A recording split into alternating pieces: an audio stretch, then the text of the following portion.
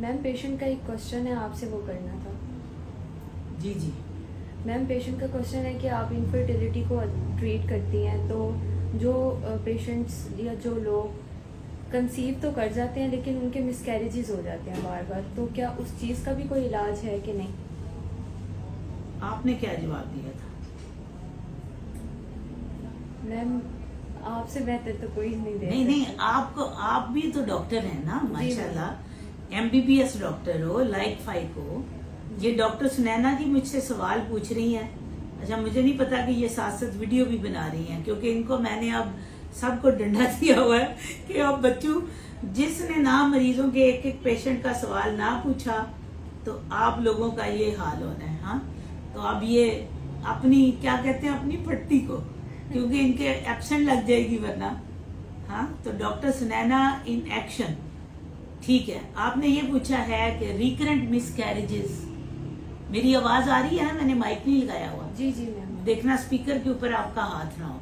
जी ma'am. अच्छा, recurrent miscarriages का मतलब है कि जब किसी को 2 से ज्यादा दफा मिसकैरेज हो जाए, अबॉर्शन हो जाए, तो बिल्कुल इसका ट्रीटमेंट होता है। सबसे पहले हमने वजह देखनी होती है। अब तुमने मुझे ना इसके दौरान ही स्टक करा दिया है, मैं पूरा नहीं बन जाती। अच्छा, ये आप देखें, ये आपको यूट्रस का सैंपल नजर आ रहा है। ये देखें, ये कट एंड है यूट्रस का। ये इम्प्लांटेशन फेलियर। अब जब आपका एम्ब्रियो जब इम्प्लांट होता है तो उसको सबसे पहला कुशन क्या चीज मिलती है?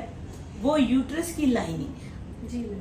ठीक है, अगर ये लाइनिंग ठीक नहीं है तो फिर भी जाहिर है पूरे जो न्यूट्रिशन है वो जा ही नहीं, वो मिलेगी नहीं एम्ब्रियो को।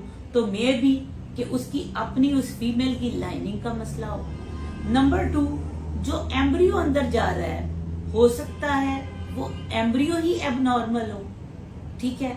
नंबर 3, अगर वो फर्स्ट ट्राइमेस्टर से आगे आ गई है, कोई उसकी कंजेनिटल एबनॉर्मेलिटी है, यानी उसकी यूट्रस के अंदर ही सेप्टम है, यूट्रस के अंदर जगह ही नहीं है, यूनिकॉर्नुएट यूट्रस है, जब बेबी एक्सपेंड करना शुरू किया है तो तब भी वो आगे जा ही ना रहा हो, या उसके अंदर ये आपको नजर आ रहा है, ये व्हाइट सा, ये देखिए ये व्हाइट, ये फाइब्राइड है।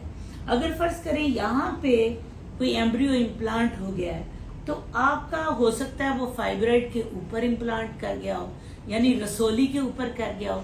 तो फाइब्राइड के ऊपर तो ब्लड सप्लाई नहीं होती, तो हो सकता है कि वो ब्लड सप्लाई ही ना उसको मिल रही हो। तो सवाल का जवाब क्या है कि यस, आपकी ट्रीटमेंट हो सकती है, लेकिन हमें पहले उसकी कॉज पे जाना पड़ेगा। याद रखें, जो फर्स्ट ट्राइमेस्टर अबॉर्शंस हैं उनमें 80% बल्कि 90% प्रॉब्लम जो है वो एबनॉर्मल फीटस होता है, एबनॉर्मल एम्ब्रियो होता है। और एबनॉर्मल एम्ब्रियो जो है वो माँ के भी उससे एग से भी आ सकता है, हस्बैंड के स्पर्म से भी आ सकता है। 50%, अब ये देखें, एक तरफ ये हाथ है, ये समझ लें एग वाला है, ये समझ लें ये हाथ स्पर्म वाला है। स्पर्म और एग ने जब मिलना है तो इसमें इसकी रोटेशन के बाद एम्ब्रियो बनना है। अब एम्ब्रियो में 50% इसका हाथ था, 50% इसका हाथ था। अगर एम्ब्रियो एबनॉर्मल है तो एबनॉर्मेलिटी मियाँ से भी आ सकती है, एबनॉर्मेलिटी औरत से भी आ सकती है। इसलिए जो मर्द ये कहते हैं, अक्सर आके हमारे पास क्या होता है, आप लोग ओपीडी में होते हो, ओपीडी में लोग क्या कहते हैं? जी मैम, यही आके कहते हैं ना कि हमारा तो मसला ही नहीं है, कंसीव तो कर रही है, मेल कहता है जी मेरा तो मसला ही नहीं है। तो उन मेल के लिए ये मेरा जवाब है कि अगर एम्ब्रियो एबनॉर्मल है तो आपका मसला है ना। अगर रिपीटेड फर्स्ट ट्राइमेस्टर, मतलब कि पहले 3 माह में अगर मिसकैरेजेस हो रहे हैं ना, तो इसका मतलब है कि मेल में भी इश्यू हो सकता है।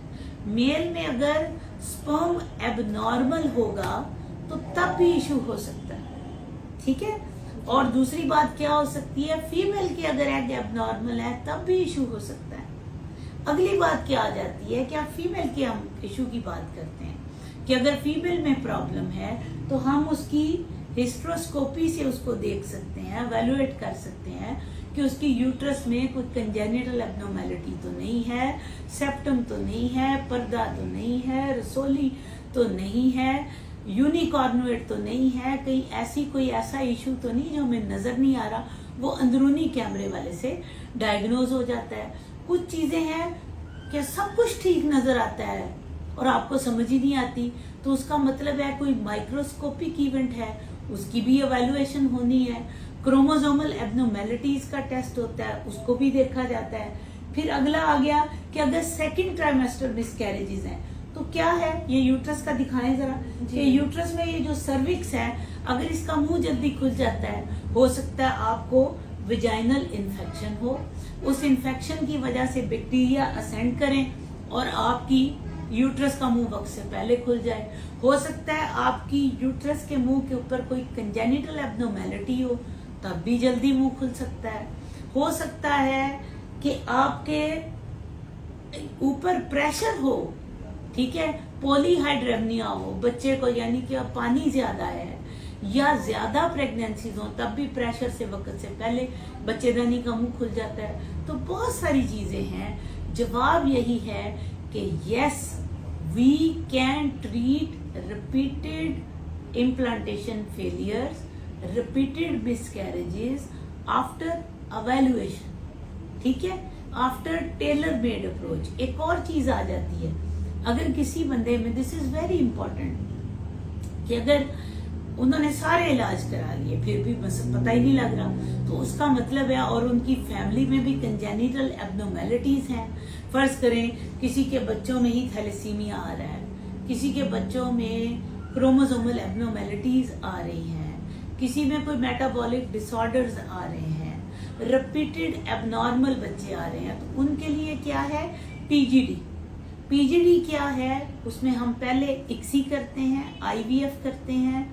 जब टेस्ट ट्यूब बेबी के बाद एम्ब्रियो बन जाते हैं तो उन एम्ब्रियो को हम फ्रीज कर लेते हैं, लेकिन उनका एक हिस्सा बायोप्सी के तौर पे बाहर भेज दिया जाता है, ठीक है। वो बायोप्सी जब होके आती है तो पता चलता है कि कौन से एम्ब्रियो, फर्ज करें 4 एम्ब्रियो थे, 6 एम्ब्रियो थे, हमने उनको नाम दिया ABCDEF, और हमें रिपोर्ट आई कि ई वाला एम्ब्रियो ठीक है, बी वाला सही है, तो हम क्या करेंगे, उनके बी और ई वाले एम्ब्रियो रखेंगे, तो ज्यादा चांस है कि उनका सही बच्चा पैदा हो। लेकिन ये काफी महंगे प्रोसीजर्स हैं, ये उन लोगों के लिए हैं जिनमें रिपीटेड कंजेनिटल एब्नॉर्मेलिटीज हैं, कजन मैरिजेस हैं, या जिनमें कोई क्रोमोसोमल एब्नॉर्मेलिटी आ गई है, या कजन मैरिजेस की वजह से डॉक्टर समझ ही नहीं पा रहे कि भाई वजह क्या है बार बार बच्चा जाया होने की, तो उनके लिए भी ये टेस्ट फायदेमंद होगा, ये प्रोसीजर फायदेमंद होगा। ठीक है, ठीक है, खुश रहिए, फी अमान अल्लाह। Thank you.